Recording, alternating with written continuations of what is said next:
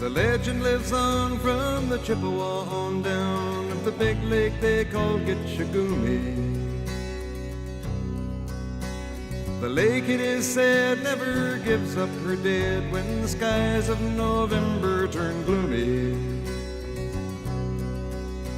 With a load of iron ore, 26,000 tons more than the Edmund Fitzgerald weighed empty.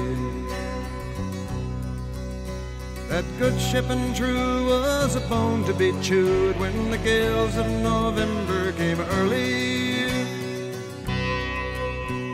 The ship was the pride of the American side, coming back from some mill in Wisconsin. As the big freighters go, it was bigger than most, with a crew and good captain well seasoned, concluding some terms with a couple of steel firms when they left fully loaded for Cleveland. Then later that night when the ship's bell rang, could it be the north wind they'd been feeling?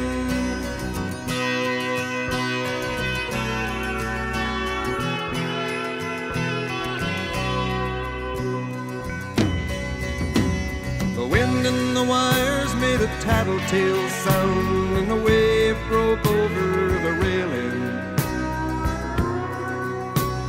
And every man knew, as the captain did too, 'twas the witch of November come stealing. The dawn came late and the breakfast had to wait when the gales of November came slashing. When afternoon came, it was freezing rain in the face of a hurricane west wind.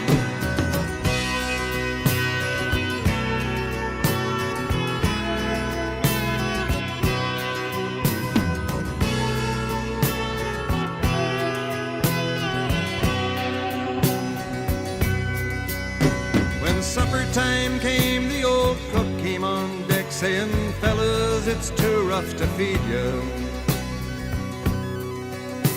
At 7 p.m. a main hatchway caved in. He said, "Fellas, it's been good to know ya." The captain wired in, he had water coming in, and the good ship and crew was in peril. And later that night, when his lights went out of sight, came the wreck of the Edmund Fitzgerald.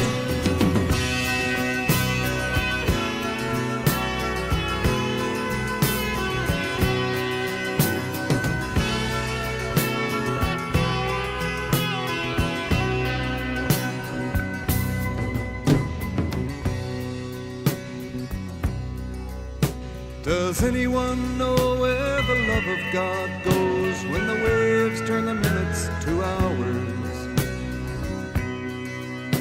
The searchers all say they'd have made Whitefish Bay if they'd put 15 more miles behind her.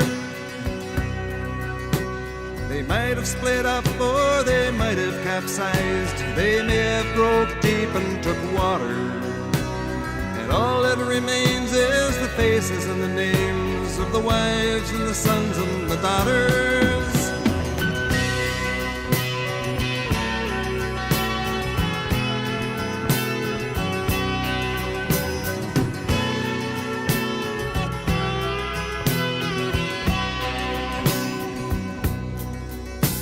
Lake Huron rolls, Superior sings in the rooms of her ice water mansion.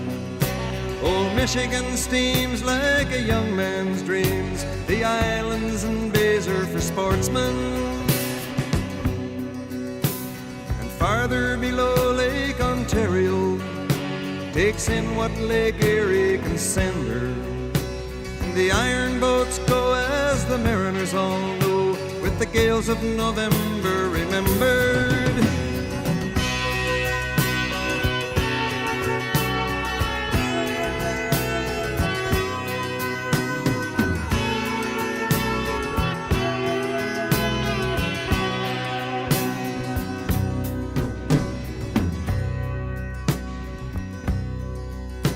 In a musty old hall in Detroit they prayed in the Maritime Sailors' Cathedral.